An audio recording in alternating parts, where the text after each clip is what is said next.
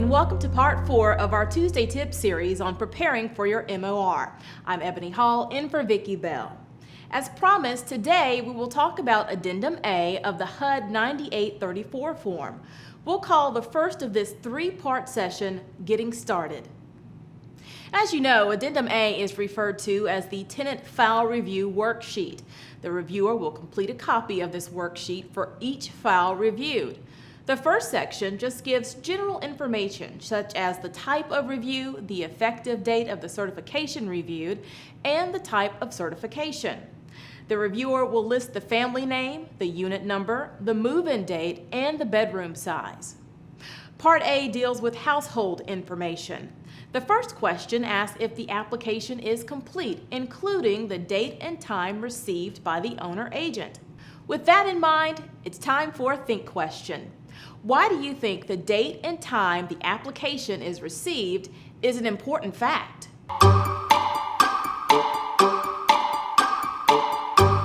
If you said to support that new residents are moved in chronological order, then you are correct.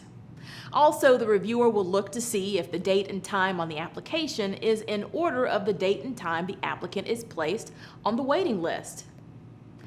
Next question. This is the HUD 92006 form that we've discussed previously.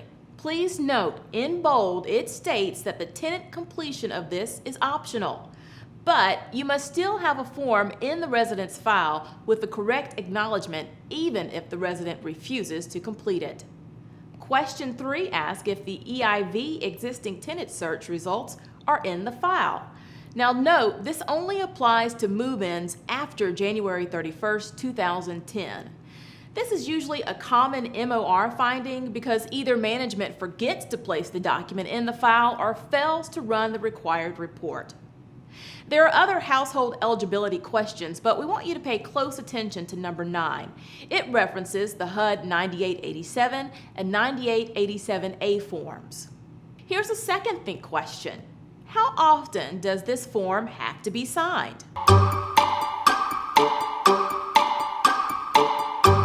If you said at every annual recertification, then you are correct. And remember, it's good for 15 months.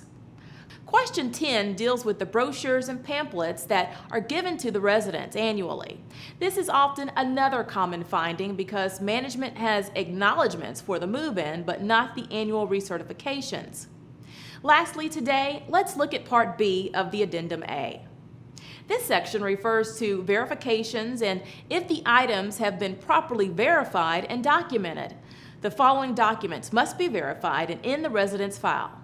Social Security numbers for all household members except those who are exempt. EIV summary report.